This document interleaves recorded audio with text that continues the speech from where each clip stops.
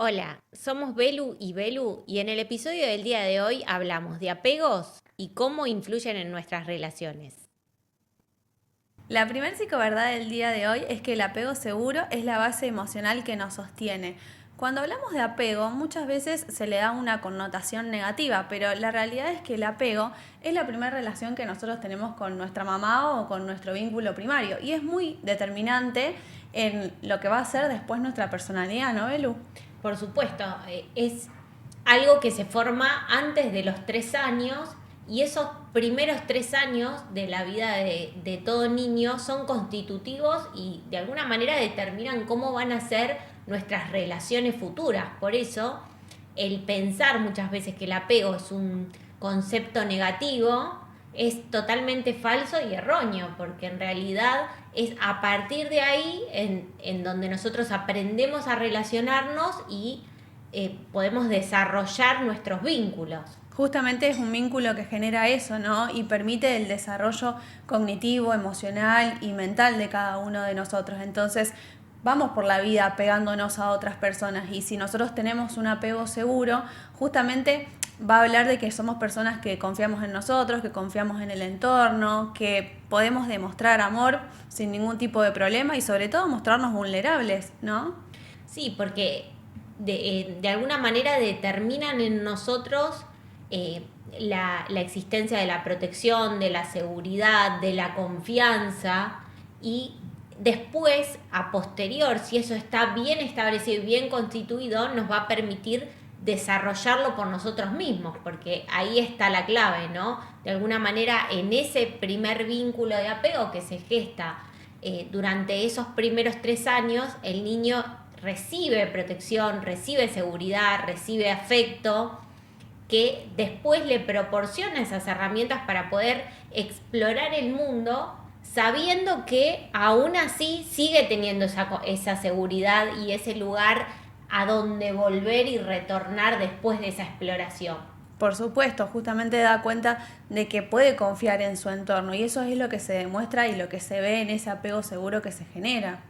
Sí, totalmente. Por eso es fundamental que podamos realmente analizar cómo fue en cada uno de nosotros establecido ese apego, ¿no? Si yo, por ejemplo, en mis relaciones actuales me doy cuenta que si estoy en pareja y mi pareja me clava el visto porque, no sé, está en una situación X y no me pudo dar una respuesta inmediata y yo entro en una constante ansiedad y reclamo de por qué no me contestaste si pudiste ver mi mensaje, eso claramente no es un apego seguro, ¿no? En donde estoy todo el tiempo persiguiendo esa mirada del otro y esa atención que muchas veces termina desgastando un montón de vínculos. Por supuesto, el apego seguro justamente frente a este tipo de situación simplemente espera la respuesta, ¿no? Y también creo que está bueno aclarar eso, que las personas que poseen un apego seguro se vinculan con personas que también tienen un apego seguro, generalmente. Sí, también algo para replantearnos en relación a esto es decir, bueno, ¿cómo soy yo afectivamente? ¿No? Soy una persona que me cuesta entrar en un plano de afectividad, que todo lo siento como demasiado afectivo cuando otra persona tiene una demostración, porque bueno, puede ser también que ahí esté desarrollando o haya desarrollado en algún momento el apego evitativo, ¿no? Buscar constantemente tener esta distancia vincular. Tal cual. Entonces creo que es muy importante poder analizar si realmente existió un apego seguro, porque el apego seguro es también la persona por ejemplo, frente a un problema puede ir a pedir ayuda, puede buscar ayuda en sus vínculos y de alguna manera buscar resolver esa situación porque se da cuenta que solo no puede o que no cuenta con las herramientas suficientes, pero no es una persona dependiente que necesita constantemente la resolución de otros, sino que la busca en momentos donde es Cuando la consciente que necesita. necesita ayuda, claro, exactamente. Entonces creo que esa manera de relacionarnos en nuestra cotidianeidad nos da como ese primer indicio de, bueno, cómo soy yo en relación a mi propio apego. Sí, y también que justamente el apego seguro goza de buena autoestima, ¿no? Y que también conoce sus límites, cuáles son sus tolerables, cuáles no. Es como este tipo de persona que justamente sabe dónde quiere estar, dónde se quiere quedar y dónde no. Tiene las cosas como muy claras. Sí, por supuesto. Y otra de las ventajas de alguna manera de haber podido desarrollar un apego seguro, también tiene que ver que a veces a lo largo de la vida atravesamos vivencias traumáticas y situaciones que, digamos, a pesar de haber tenido un apego seguro, pueden llegar a sacudirnos emocionalmente de manera intensa.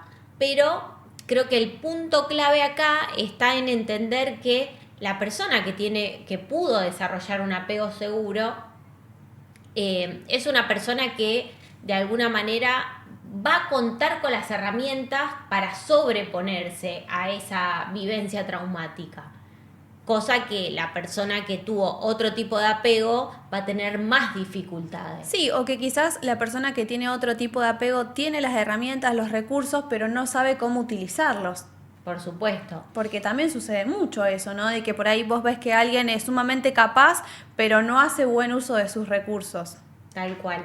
Pero creo que algo fundamental para que podamos comunicar es que el apego, de alguna manera nosotros no elegimos qué tipo de apego nosotros pudimos tener con nuestras figuras de crianza, pero que entendamos que si bien obviamente genera dificultades, lo que sucede en esos primeros 3 años de vida marca una tendencia, pero no un destino, ¿no? O sea, lo importante acá a destacar es que si no pudimos tener un apego seguro, de alguna manera podemos trabajar para cambiar ese escenario relacional de nuestros vínculos. Uh-huh. La segunda psicoverdad es que los apegos inseguros tienen grandes dificultades en sus relaciones. Tal cual, y justamente los apegos inseguros se desarrollan cuando este cuidador primario no ha respondido, ¿no?, a las necesidades de ese niño de la forma en la que se esperaba o en la forma en la que se necesitaba. Estamos hablando de niños que claramente no pudieron confiar adecuadamente en sus cuidadores y por lo tanto son generalmente niños hipermaduros, ¿no?, que están sobreadaptados en todos los niveles de su desarrollo y generalmente son niños adultos, ¿no?, que cumplen funciones de tener que abarcar ese rol que sus padres de alguna manera no pudieron cumplir. Uh-huh. Entonces suelen ser generalmente niños muy preparados, con mucho desarrollo, muy maduros en sus formas, pero que suelen tener bastantes limitaciones a nivel emocional. Y ahí está el punto clave de por qué estamos hablando de apego ansioso. Uh-huh. Sí, bueno, justamente en el apego ansioso en la vida adulta, por ahí si lo llevamos a una relación, aparece esto que vos decías, ¿no? Esas conductas marcadas de control, los pensamientos quizás a veces como torturantes o muy intrusivos de, bueno, si no me contesta quizás es porque está con otra persona o me está engañando. Aparece mucho esto del sentimiento de abandono, ¿no? El miedo a ser dejado, rechazado por la pareja. Sí, en realidad el apego ansioso no tolera la distancia vincular, ¿no? Justamente ese aire que todos necesitamos para poder seguir con el desarrollo habitual de nuestras vidas, pero ¿qué sucede en el apego inseguro? Todo se desestabiliza cuando ocurre ese espacio. Y en realidad no es algo que la persona lo esté disfrutando, ¿no? Ese apego constante y esa búsqueda de que el otro esté permanentemente en mi campo visual. No es algo que yo lo disfruto cuando tengo un apego ansioso, es algo que claramente lo padezco, porque cuando esa persona se empieza a alejar un poco, mi emocionalidad se desestabiliza. Cuando esa persona está, también me desestabilizo, porque no es una elección desde una búsqueda real, sino desde una necesidad, desde una carencia. Exactamente. Bueno, justamente por ahí lo que le cuesta mucho a esto del apego ansioso es entender que la pareja no tiene que estar 24/7 al lado de ella o él para sentir que lo ama, ¿no? Para reconocer y aceptar eso. Porque justamente ellos necesitan todo el tiempo chequear que el otro también los está amando, ¿no? Exacto.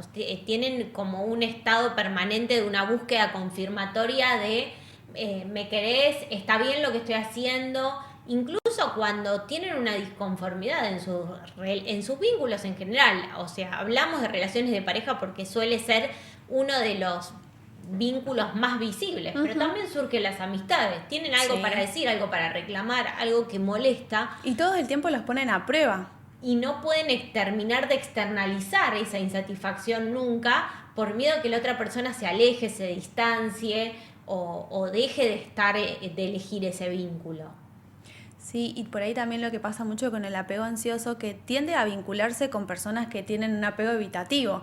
Entonces, lo que sucede es que empiezan a abrumar a esa persona que tiene el apego evitativo, porque el apego evitativo, ¿qué hace? Justamente evita todo el tiempo, constantemente, ¿no? Porque en su infancia ha entendido que en su entorno por ahí quizás no podía confiar a la hora de ir a buscar quizás, no sé, suplir una necesidad o encontrar afecto o amor por parte de esas figuras parentales y no lo ha encontrado. Entonces, de adulto entiende que no puede confiar en su entorno, entonces empieza como a evitar todo eso. Sí, generalmente en el apego evitativo a veces no es tan explícito esta cuestión de una incapacidad del rol paternal o maternal en cuanto a la satisfacción de necesidades. Quizá la satisfacción de esas necesidades está cumplida adecuadamente, ¿no? Se asegura una buena educación, se asegura asistencia. Ahora, ¿qué pasa a nivel emocional? Claro. Ahí es donde está el punto más relevante en el apego habitativo en cuanto a la carencia, porque hay una ausencia total de un vínculo emocional. Entonces, todo está satisfecho, pero una de las patas más fundamentales que nos determina como seres humanos es nuestra parte emocional. Todos necesitamos sentirnos amados, queridos, aceptados. Entonces, esa evitación que yo voy desarrollando con el otro empieza a partir de que no sé cómo llegar al otro. Claro. Entonces, como recibir afecto me desestabiliza, me hace sentir muy inseguro y no estoy acostumbrado a relacionarme con un otro a partir del afecto, lo evito, porque si yo tengo esto, me gusta, pero a la vez me genera muchísima inseguridad la idea de poder perderlo. Claro. Bueno, justamente al apego evitativo también lo que le sucede es esto, ¿no? Que tiene una dificultad para establecer relaciones y generalmente sus vínculos tienden a ser superficiales. Y después, por otro lado, podemos hablar también del apego desorganizado. Este está presente cuando en la infancia se ha atravesado por situaciones traumáticas o incluso de abuso por parte de los cuidadores, ¿no? En el apego desorganizado justamente se caracteriza por patrones de comportamiento que tienden a ser muy impredecibles, ¿no? Es como que todo el tiempo están tomando conductas quizás del apego ansioso o del apego evitativo. Yo tenía una paciente que estuvo en pareja con una persona que tenía apego desorganizado y justamente la palabra que lo definía todo el tiempo era eso. Él es muy impredecible, yo no sé con qué me va a saltar mañana, porque un día le decía que la amaba y al día siguiente se quería separar. Y también era un vínculo muy violento, porque son personas que justamente al haber sufrido situaciones traumáticas o de abuso, bueno, no saben cómo vincularse con el otro y se vinculan a través de la violencia. Sí, y también suelen formar vínculos con altos niveles de intensidad, ¿no? O sea, que tienen constantemente picos, o picos de mucha pasión y de mucha euforia a nivel de la demostración afectiva, o picos de demasiado desinterés a tal punto de ignorar permanentemente a la otra persona. Entonces, todo está basado en los extremos en este tipo de apego. Tal cual. Bueno, a ver, creo que lo importante es eso, ¿no? Frente a estos tipos de apego inseguro, el ansioso, el desorganizado y el apego evitativo, es fundamental poder ser conscientes de cuál es el tipo de apego que nosotros tenemos y justamente frente a esa conciencia entender que podemos flexibilizar esas conductas y podemos elegir también, obviamente mediante un trabajo terapéutico y demás, con ese acompañamiento, elegir también cómo queremos vincularnos con el otro, porque si bien el apego en esto, como decías vos antes, no es una elección, es algo inconsciente, a la hora de vincularme yo como una persona adulta, reconozco que hay ciertas conductas que quizás no son las adecuadas o las que me hacen bien. No, y por supuesto que también, o sea, no haber podido formar y establecer un apego adecuado nos lleva a estar en una constante situación de padecimiento en nuestras relaciones. Entonces, creo que ahí está el punto clave, ¿no? ¿Cuánto estoy dispuesto a tolerar de todo esto que padezco cuando tengo también la posibilidad de poder trabajarlo y cambiarlo, ¿no? Porque de alguna manera la vida nos posibilita a que eso que no pudo ser constituido lo podamos desarrollar con trabajo y obviamente fomentando esos espacios de seguridad que todos necesitamos en nuestros vínculos. Por supuesto. La tercera psicoverdad es que la codependencia distorsiona la percepción que tenemos acerca del amor. En realidad, la persona dependiente no elige en ningún plano en sus vínculos, busca ser elegido constantemente y de alguna manera agarra lo que aparece en oferta, ¿no? Uh-huh. Porque justamente se trata de personas que se ponen en esta constante hiperoferta en sus relaciones, ¿no? Como que todo el tiempo están dando en exceso, nunca hay reciprocidad en sus vínculos, porque buscan personas que constantemente los estén necesitando. Entonces, ¿a quién encuentran? A personas rotas, generalmente, que son las personas que se ajustan a esta necesidad que tiene la persona codependiente de brindar constantemente asistencia para asegurar sus vínculos y para asegurarse que las personas se queden a su lado. Sí, es como si necesitaran que los necesiten. Tal cual, ahí está el punto, ¿no? Necesitan constantemente que los necesitan sentirse amados y por eso quedan atrapados, como dijimos anteriormente, en vínculos de alta intensidad constante, ¿no? Que tienen estos giros y estos cambios a nivel de la experiencia en cuanto al sentimiento, en cuanto al amor, en cuanto a la insistencia. Y por otro lado, también uno de los puntos claves es que son personas que viven con vacíos permanentes. Por eso buscan llenarlos a través de estas relaciones, ¿no? Y arman su vida un poco en base a la pareja, ¿no? O todo, si se quiere.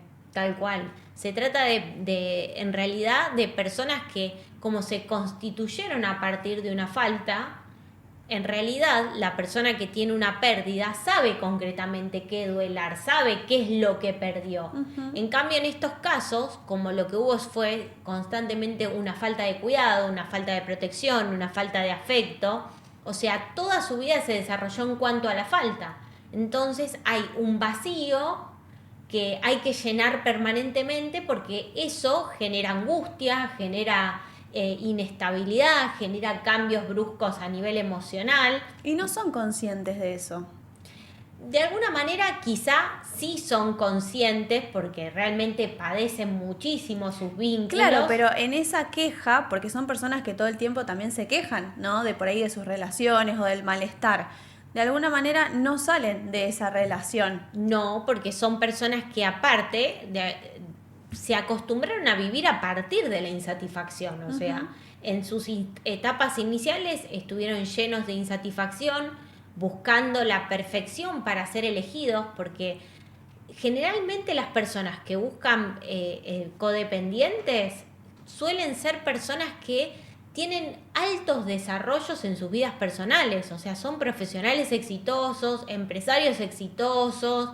No es que carecen de desarrollos, ellos no los pueden ver, o sea, no pueden percibir lo que el resto ve claramente, por eso es como que buscan todo el tiempo esa confirmación de sus entornos y generalmente suelen vincularse con personas que están muy por debajo de su estatus, porque a partir de ahí es donde ellos se sienten valiosos, ¿no? A partir de que el otro me necesita, está por debajo de mí, es inferior, entonces yo tengo todo lo que necesito para poder destacarme, pero vivo lleno de insatisfacción. Entonces creo que algo importantísimo es entender que una de las cosas, de los puntos más claves es que esto puede revertirse, puede cambiar, puede transformarse. Pero como primer medida lo que necesitamos entender es que ese cambio va a surgir a partir de que nosotros podamos reconocer en primera instancia que necesitamos formar vínculos recíprocos, ¿no? No vínculos asimétricos. Por supuesto. En donde todo el tiempo yo soy el que estoy dando, todo el tiempo soy el que estoy asistiendo al otro. Claro, pero eso es lo que no se reconoce. Tal cual, por eso hay que hacer un trabajo para que ese reconocimiento pueda empezar a estar. También, por otro lado, evitar hacer un recorte, ¿no? Porque la persona codependiente suele hacer un recorte en sus vínculos, quedándose con ese pequeño fragmento que es muy chiquito y muy limitado, pero que es ese recorte que me hace dar satisfacción en este vínculo. Todo lo demás me mantiene insatisfecho, pero me quedo con ese recorte. Entonces, cuando me doy cuenta que estoy en un vínculo así, hay que ampliar el panorama, ¿no? Y empezar también a salir de esa posición omnipotente, porque si hay algo que tiene también la persona codependiente es creerse totalmente omnipotente y que puede solo para todo, porque de alguna manera se constituyó de esa forma. Entonces siempre lo resolvió todo solo, siempre se enfrentó a todo solo.